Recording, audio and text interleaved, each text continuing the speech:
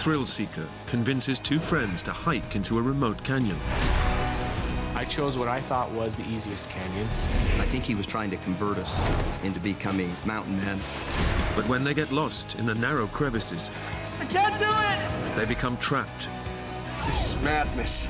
I got them into this. I need to get us out of it. Now, the only way out is up. I'm gonna climb out. It felt like he made it. It's just a wave of fear that rushes over me.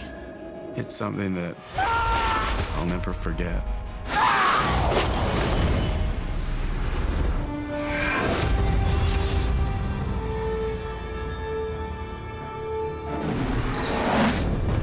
Ben's dead! Scared.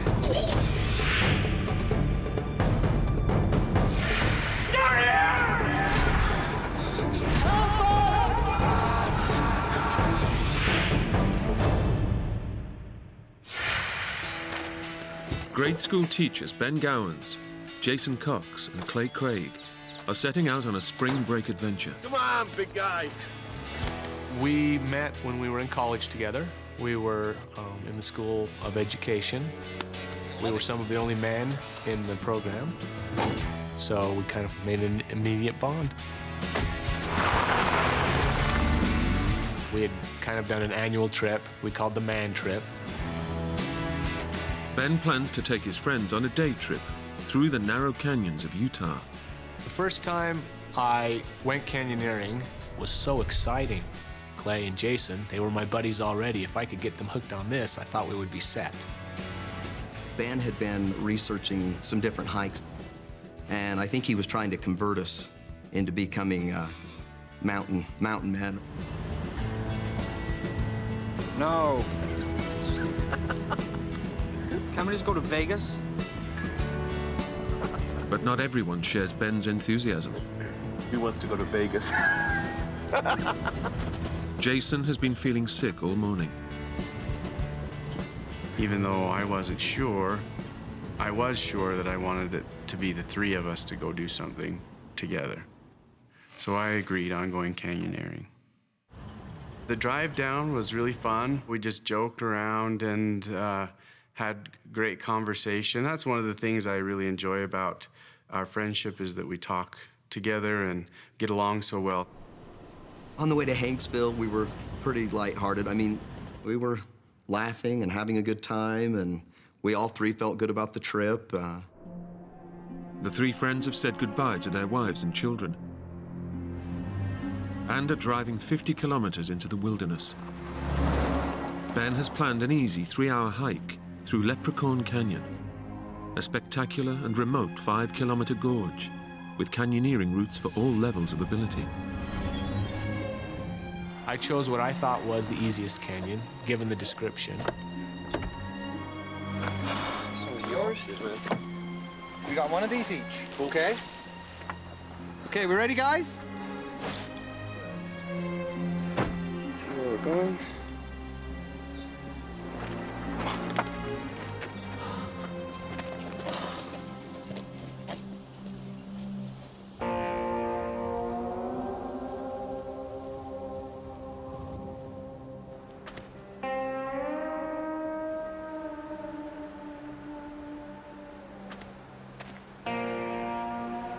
See what I mean? But the beautiful scenery is the last thing on Jason's mind. Where's Jay? Jay! Come on, Jay, move your butt. You want to go back to the car? No, it's okay. I'm coming. Okay. Come on, man up. I wasn't feeling that great. I was just really sick, not feeling well at all. And they were saying, you can go back to the car if you'd like. It'll only be a few hours. Jason kept saying, I'm okay, I'm all right. So we kept going. You know, I think in the back of my mind, I was hoping that Jason would say, I can't do this, let's turn around and go back.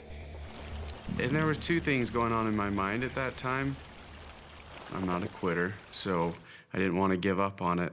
And then the other thing was, what am I going to do for 2 to 4 hours? You know, I didn't really want to sit in a vehicle for that long. The adventure kicks off with an adrenaline-charged challenge. They'll have to abseil down an 8-meter cliff face to the start of the canyon system.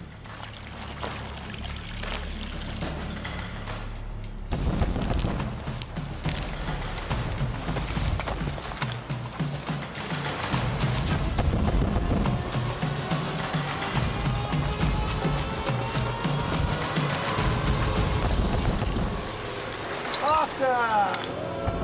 I'm not sure about this, guys. Come on! Jay, you can do it! You're okay, you're okay. No, that's it. Come on!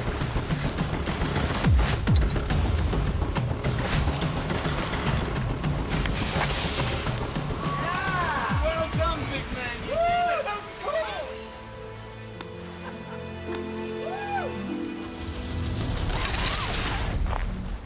Ben has chosen a circular route through the canyons and back to their vehicle. There's no way they could climb back up the way they came. It was probably a 25-foot drop. Once we went over that point, there really was no option of going back up the canyon.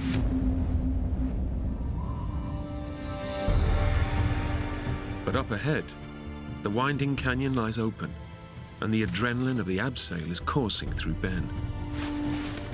I was extremely excited.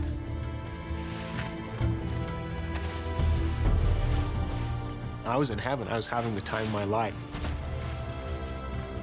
Ben and his friends find themselves in an awe-inspiring and surreal landscape. Ben was having a great time, laughing, joking, and I still wasn't feeling that great.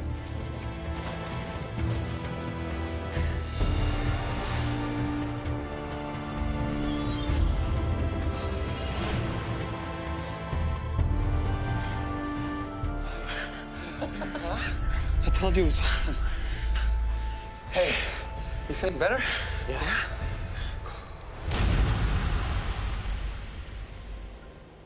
Beautiful, beautiful red rock. It's smooth. And once you get down into the slots of the canyon is when it becomes even more beautiful. I just remember how quiet it was. And it was kind of exhilarating to pass by all of these high walls of the Red Rock Canyon and walk through areas that you don't know how long it's been since a human's been through there. So it was kind of amazing. I mean, the canyon's kind of like it's a maze. There are places that it just winds around. There are places that are so tight that you have to turn sideways to get through. Yeah. We took a picture of the three of us when we got to this point where we got down to the bottom of the canyon. We felt that we were at the bottom at least, finally. The main thing I love about canyoneering is getting out to where there aren't as many people. I just loved being somewhat isolated in a place that no one had been, and to me, just being deep in the slot canyons where the walls are narrow and twisting, and the light and just the scenery and all the things that you can only see and you can only do by going canyoneering. That's what really appealed to me. It is just an incredible, I mean, I don't know if you can call a place both beautiful and dangerous at the same time, but it was just so, I was in awe. But the beauty of the canyons can distract even the wary from the dangers that lie within.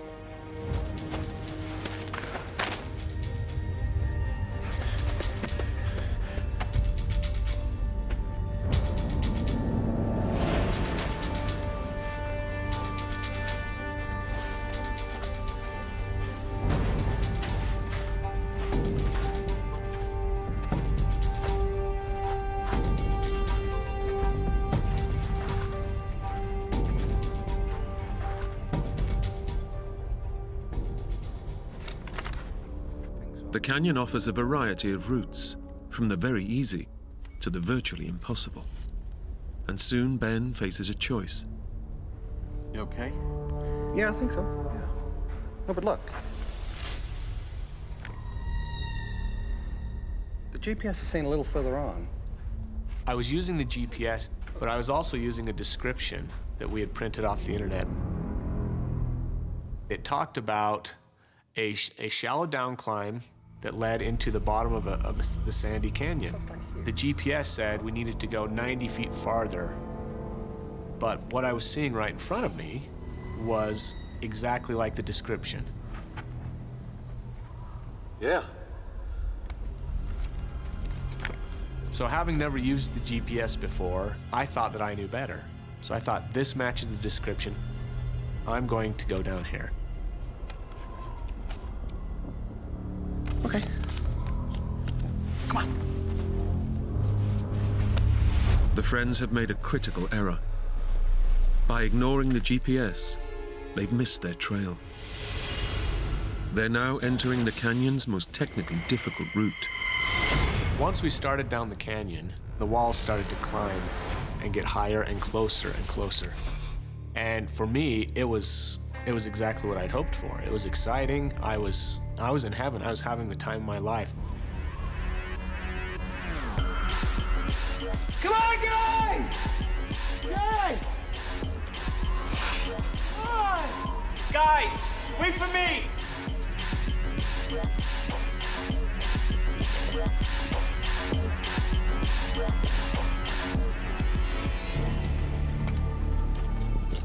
They don't know it yet.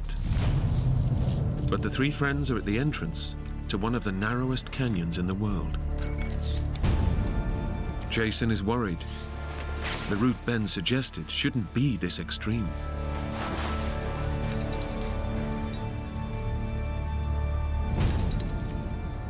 I continued to enjoy it as we got deeper down into the slot, and it got darker, and in some places we couldn't even see the sky.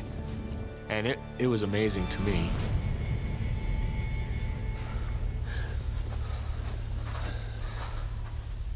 The canyon got narrower and narrower. Hey, Ben. Yeah? I started to get nervous about whether or not we'd chosen the right spot. Look, we get through here, and then we're back on the wider path, okay? Come on.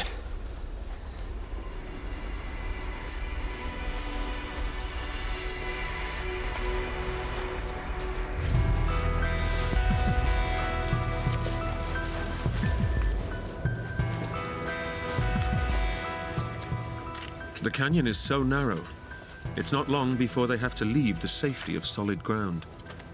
Now they use a technique called stemming. You put your knees up against one wall and your backside up against the next, and you kind of shimmy your way until you can get to another spot.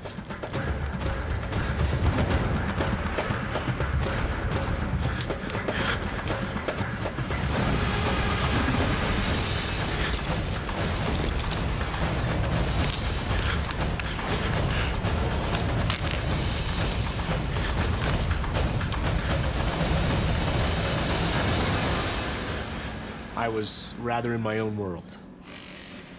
Okay, guys? This is killing me, Ben!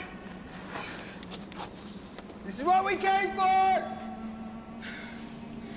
You never said it'd be this narrow. That's when I remember them starting to voice concern. It was after that it started to occur to me that this isn't quite exactly what the description explained. I could tell that Clay and Jason they weren't ready for it. It was too much. The higher above the canyon floor they get, the more nervous Jason becomes. I was worn out. I was getting banged up. My knees were hurting. My hands were sore. And the farther we went, the more and more exhausted I was getting. The canyon now bears no resemblance to the description. Ben accepts, for the first time, that he's made a massive navigational mistake. I would just have this wave of guilt come over me, like, oh, what have I done? Instead of the planned beginner's route, Ben has led them into the toughest grade canyon, with no experience and little equipment. Ben, this is madness. I'd planned the trip. This was my doing. And I was feeling an urgency to get out now. The pleasure of the canyon was gone. What now, Ben? Ben doesn't want to scare his friends. He decides they should press on. Once we got to the point where I knew we had to get out, down canyon, to me, was the only option. Because looking at the walls of the canyon, they were straight up. Okay, let's just keep going a little longer, okay? Come on.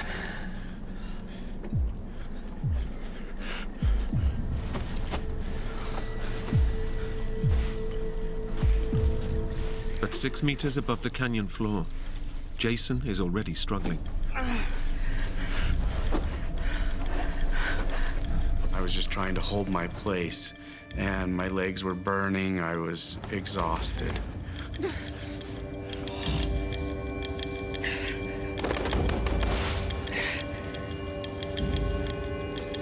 I can't do it! I can't move! I think I'm slipping!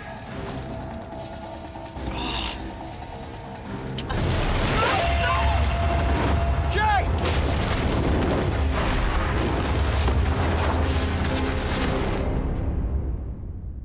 Jay, you okay?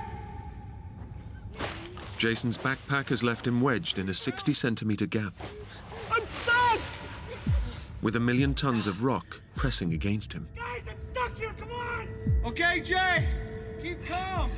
I've never been one to be claustrophobic, but when I got into that space in the canyon, I felt for the first time just like everything was closing in on me. I really thought I was going to black out.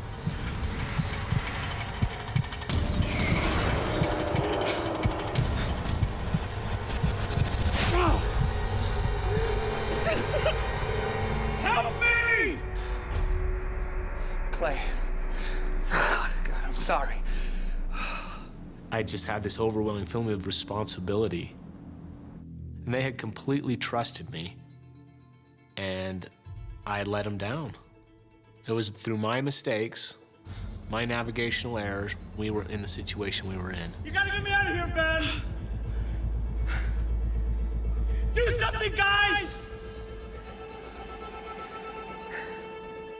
I got them into this, I need to get us out of it. Jason is trapped far below his two friends. Through Ben's mistakes, they're on the toughest route in the canyon, with no idea what lies ahead. And with no climbing equipment, the overhang that provided a fun abseil on the way in now poses an impossible obstacle to a way out. Jay! Hold on! I'm gonna think of something. The deadly web of canyons has lured them in, and now holds them trapped, with no way back and no way out.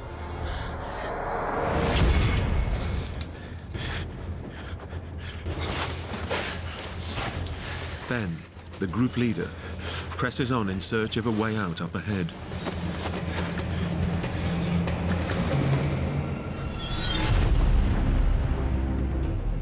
It just went forever in this V shape. Clear out. I just thought, this is not the way. It was way past the abilities of all of us.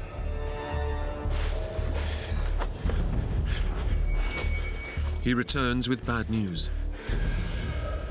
We can't go that way. It's even narrower. Come on, Ben, it's freaking me out! Jay, hold on, hold on.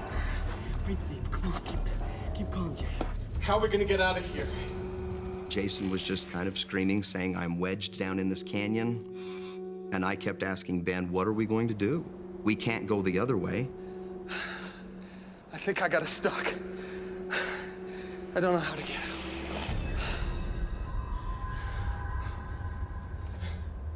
I had 100% trust in Ben. And I remember the time that Ben said to me, I don't know what to do. And that scared me to death. Ben has led his friends into a trap. A simple hike that should have taken just 3 hours has taken 8, and it will soon be getting dark.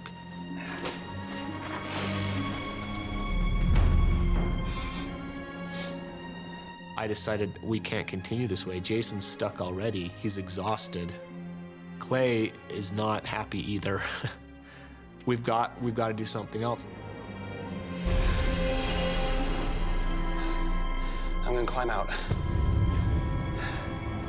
If I could just climb to the top of the canyon, just to the lip, I can drop a rope down to them. I will come back down and I'll help us get out, and then we'll walk out on top of the plateau. Are you crazy? No, I think I can do it. I couldn't have lived with myself if we didn't all get out. Jay! It's okay, buddy, I got it. I'm gonna climb out. We're gonna set up a rope. We're gonna get you out, okay? Ben felt a lot of pressure to get us out. A part of me thought, should I talk him out of it? But a part of me thought, no, I trust Ben. I can do it. When it came to this sort of thing, Ben was the man. I mean, he had done this before.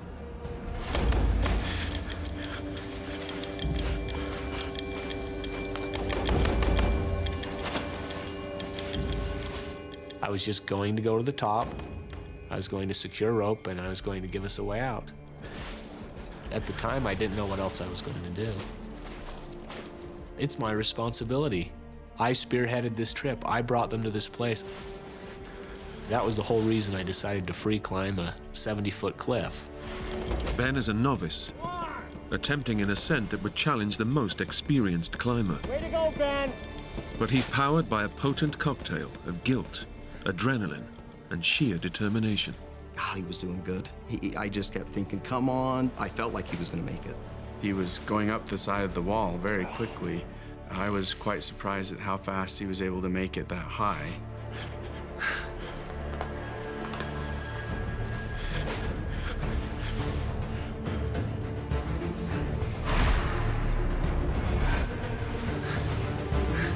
With no safety rope to break a fall, he risks his life with every move he makes. You're doing great, Ben. Keep going. I was just praying that he would make it to the top, and he got pretty far up. I mean, he was high. He was really high. I love you, Clay! I remember looking back down at Clay and telling him he was my best friend. Clay, you're my best friend. You're almost there, buddy. As I'm making progress, finding it a little more frightening to be higher and higher above the canyon floor. That's it, pal.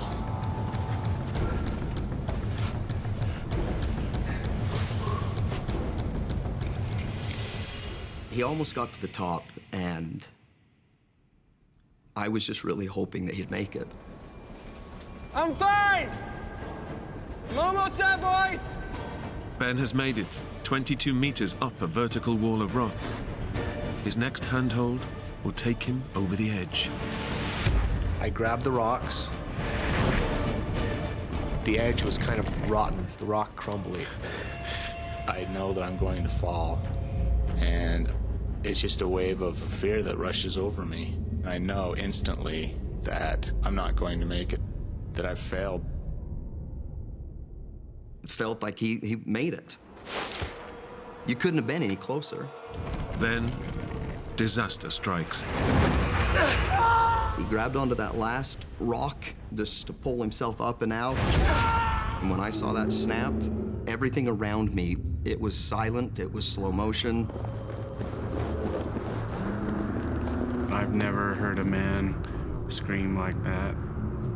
He knew he was in trouble and he couldn't do anything about it. It's something that I'll never forget. This is a narrow canyon. This is extremely narrow. And it's just like ping pong going back and forth, just all the way down the canyon and just jarring his head back and forth. I heard him hit both sides of the canyon.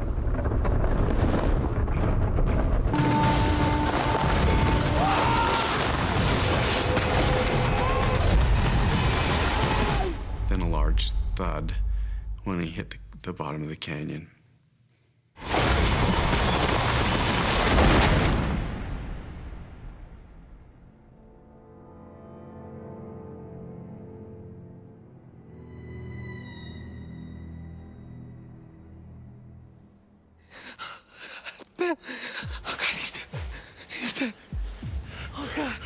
I just didn't think he was going to be alive. I went crazy.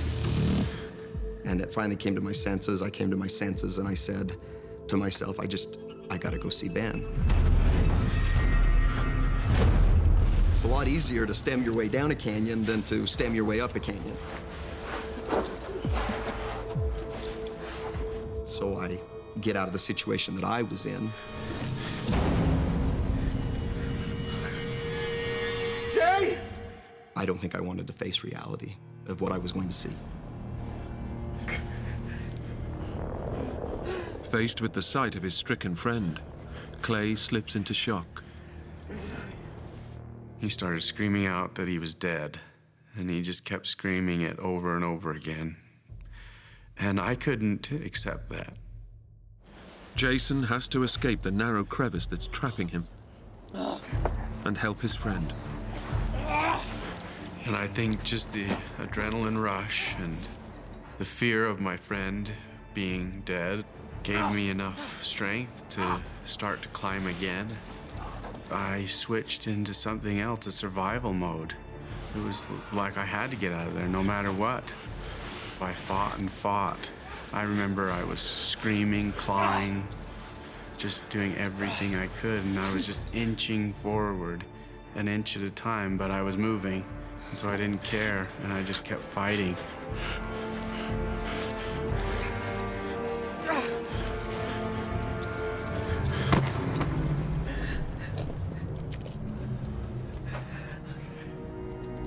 I was so grateful that Jason got out. I can't even tell you. When I saw Jason, it was just the most welcoming sight because he had it together. And I think he saw me going crazy and just knew that he better pull himself together. I immediately started assessing the situation, trying to see what was going on. Gotta get help. I was going to have to be very calm and try to help Clay and Ben. I felt a great weight fall on my shoulders.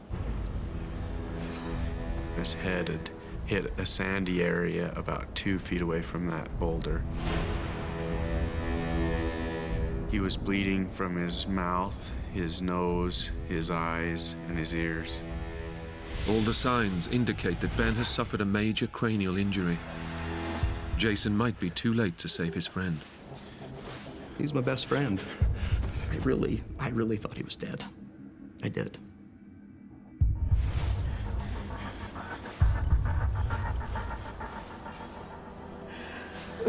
Clay's not dead.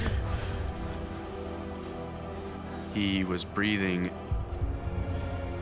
It's a miracle he's alive after the 22-meter fall. So I started to check him over for broken bones and injuries. I felt his ribs, and they felt broken. I immediately knew that he had a very severe head injury. His scalp on the back of his head was peeled up, and he was bleeding from different areas. Oh, God. The impact has violently shaken Ben's brain within his skull. The blood vessels in his head have burst. As blood accumulates, it puts pressure on the brain that could prove fatal. The friends were only meant to be out for a leisurely hike. What's this? Bug spray? Band-aids? Damn, there's nothing here! They're prepared for minor cuts, but not a traumatic injury. Just looking at Ben, I couldn't believe that I was in this situation. And Ben can't be lying there spitting up green bile and bleeding, and this isn't real. It was not really happening. We gotta get out. Clay switched again into a panic. I gotta get out. Gotta get help. I went crazy. I think I went into shock. I kept thinking, I'm gonna save the day, and so I tried to climb my way out, too. That was one of the most desperate moments I've ever faced. I kept telling him we needed to just stay together and pool our resources and be able to talk it over together. Sorry, Jay. I can't do this.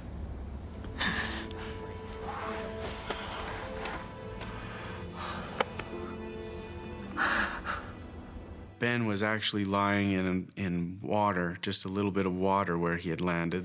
Because it was so cold and I knew we were going to end up spending the night, I talked Clay into helping me move him to a place that was dry, where his head was elevated, and we could watch him really closely as it got darker.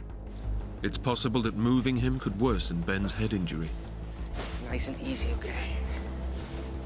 But by not moving him, the dropping temperatures will almost certainly bring on hypothermia. The entire time we were moving him, he was just moaning and groaning and in a lot of pain. We knew he was hurt badly. And their ordeal is about to get worse. The sun is sinking, and the darkness brings a sudden drop in temperature. Jason and Clay must sacrifice their jackets to keep their friend alive. We just started to take the clothing that we had to try to keep him as warm as possible. Then we raise his head. Unless Ben gets to a hospital soon, he will die. Way to go, buddy. Way to go. It's okay, buddy.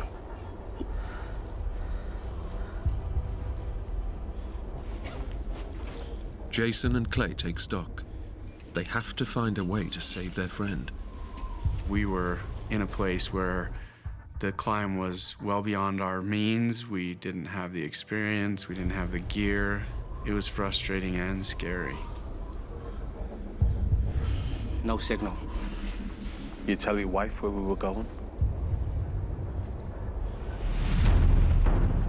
The first thing that I did that was wrong, and I knew was wrong, was not discuss with my wife the exact location. I hadn't left maps or any plans or anything like that. Nobody knows where they are. Their only hope is that their wives will send for help when they don't come home. But even then, finding the three friends deep in a narrow canyon in the vast Utah wilderness will be virtually impossible. There are hundreds upon hundreds of slot canyons down there, and the three of us are stuck in one of those. Jay. What? I'm scared.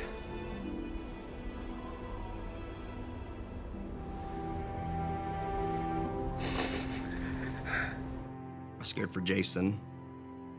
I was scared for me, obviously, that I couldn't get out. My number one fear was Ben. Ben is slipping in and out of a semi-conscious state. Their day trip adventure has become a desperate struggle for survival. He's in a bad way, Jay. How are we gonna get him out of here? He's not dead. You hear me? He's not dead. Anybody? The night was probably the thing that I dreaded the very most because I knew the temperature would drop. Darkness has fallen. The temperature plummets below freezing, and Jason and Clay huddle together for warmth. They've already given their jackets to Ben to keep him alive. This is the first time in my life that I'd ever been so cold that I couldn't stop my teeth from chattering. I kept thinking, I just can't wait till this ends. It's gotta end, because it was so miserable. It is so dark down there. It was cold. It was a bone-chilling cold. And as the temperature drops even further, the weather worsens. Jason. Jay. What? Look at the sky. So that was one of my fears throughout the entire hike. And as the night wore on, it got cloudy and it looked like there was a possibility of rain. It's not good. What are we gonna do? Let's cover up Ben. Keep them dry. Clay started looking for a place up off the canyon floor where we could be able to get to if it did start to rain. There was a little ledge about 10 feet off the canyon floor, and we were hoping that between the two of us we could get Ben up there. We didn't want to move him unless we absolutely had to. Clay, it's getting worse. The best we can do, right next to Ben, keep him warm. Just hope to God it doesn't rain. He didn't talk to us at all. His guts were hurting him. He was still bleeding. We prayed all night that no rain. We can't do that. We cannot do the rain. If you get a rainstorm, it doesn't take much rain for a flood to come, barreling through those slot canyons. If there's a sudden downpour, the dry, sandy canyon would soon become a raging torrent. The prospect of a slow, lingering death would be transformed in an instant into a swift and violent drowning.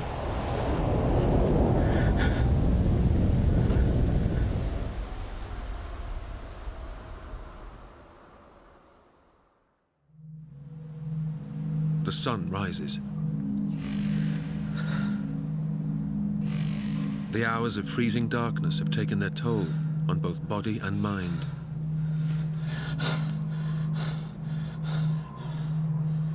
And the new day brings no relief.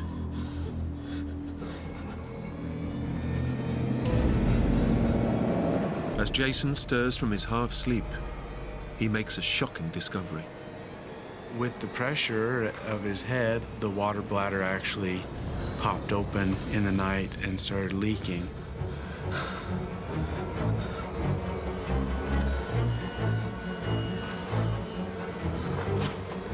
All the water's gone, man.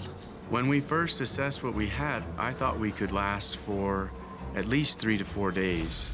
But then after we lost all that water in the night, I didn't really know how long we could last. It was almost completely gone. There was just a couple of swallows left in the bag.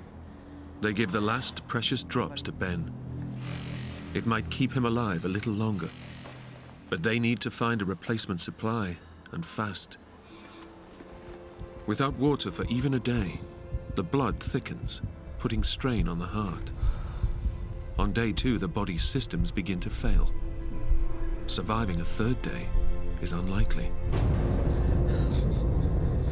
They urgently need help, but trapped 22 meters below the surface, any rescue will have to come from above.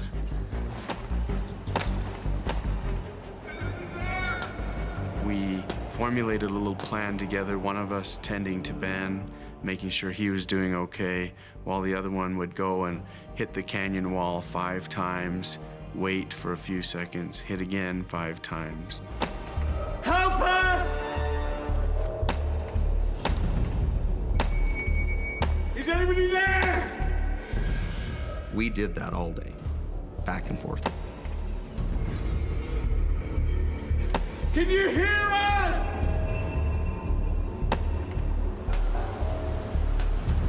Can you hear us? Sound travels a long ways, and if we were pounding on the wall with the hammer, that was a good way for people to hear us.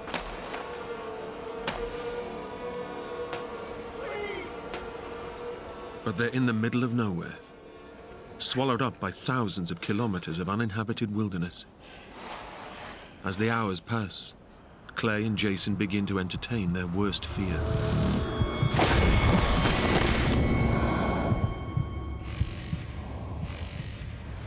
Unless help comes soon, their friend might never recover. He may be alive, but I didn't know what state of mind he would be coming out. I didn't know if he would be the same Ben that would be able to teach school and, go on hikes again. I thought my buddy was gone. I thought if he did pass away, it'd probably put us over the edge. We would probably lose it. It looked pretty bleak if no one found us. A whole day spent hammering on the wall of the canyon has brought no help at all. And as darkness falls, the temperature plunges once again. I looked over at Jason and I just told him, I said, I don't know if I can do another night. I had a wife at home. She was 2 months pregnant. I had 3 little boys at home. I just started teaching school. I felt like life was so good, you know, and I thought I'm giving it all up. I thought about having my kids being raised without a dad. Those were the moments that were tough for me. Did a lot of praying. It was me just really trying to send some type of a signal to my wife that we were in trouble. I knew she would know that there was something wrong. He started crying, and I could hear that he was really emotional, and I kind of broke down myself.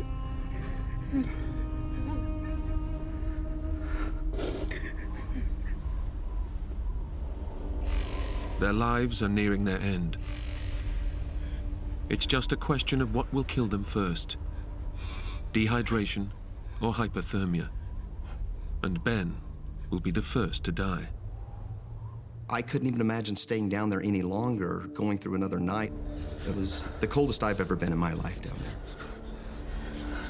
We all 3 felt responsible for each other, and it would have been really hard to live with the fact that one of us didn't make it out.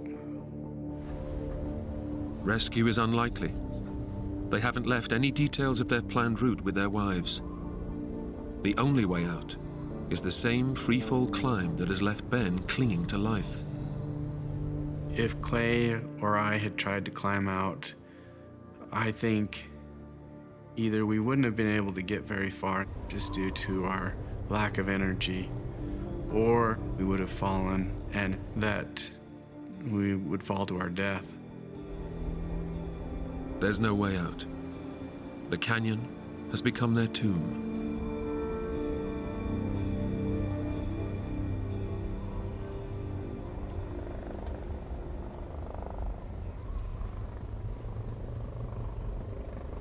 And at first, I didn't believe it. We heard helicopters initially flying overhead, and we couldn't see them because the gap above us was so narrow, but we could hear them.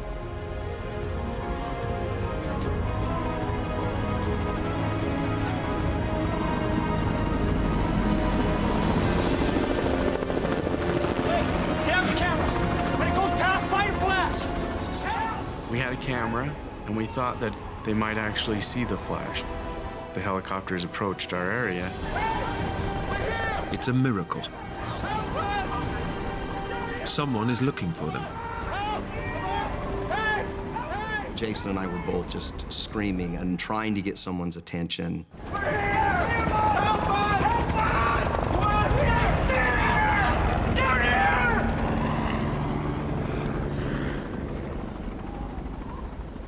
It's the cruelest twist yet.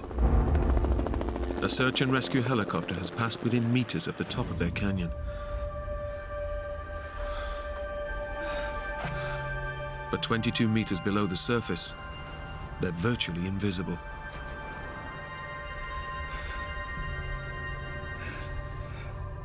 I'm back. We were so desperate because we thought they can't see us down here. When those helicopters went away, I just dropped to my knees.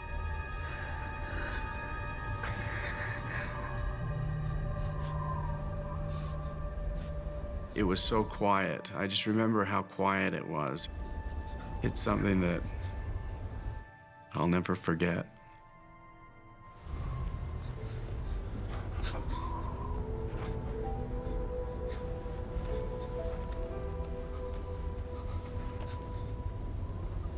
We were desperate.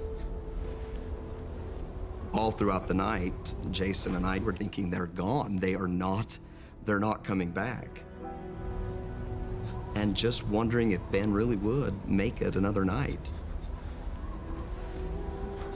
I remember sitting next to Ben on the canyon floor, and going to tears quite a few times.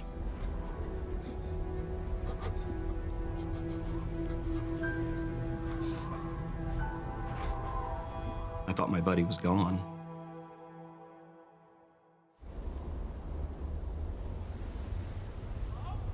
Jay. Do you hear that? It was all just so unreal when we heard voices. There's someone up there. A ground search and rescue team had heard their cries as the helicopter flew past. Moments later, the chopper returned to winch them to safety.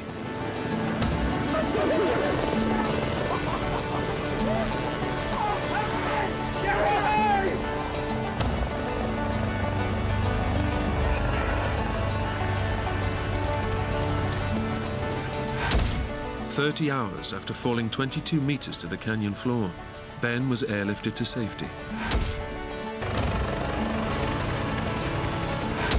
The wives of the three friends had raised the alarm when they didn't hear from their husbands. By checking the internet research Ben had done on the canyons, his wife managed to locate the area they were in. While his friends quickly recovered, Ben was in rehabilitation for months. He had severe head injuries, broken ribs, and a burst eardrum. But eventually, he made a complete recovery. I remember starting to climb up to save us. I was going to climb to the top. I remember brushing the dirt out of the cracks. The next thing I remember was waking up in a hospital bed at the University of Utah Hospital. Despite their traumatic ordeal, the three remained best friends. I shouldn't be alive. I should have died in the canyon. Jason and Clay did save my life. They were there when I needed them, despite my stupid mistakes. I still love the outdoors, and we still go on man trips. We go hiking. We don't go to slot canyons anymore. We still get together every month and go to dinner, and I still feel like they're my best friends. They're my brothers. Doesn't matter what happens in life, we're still really close, and I think we always will be.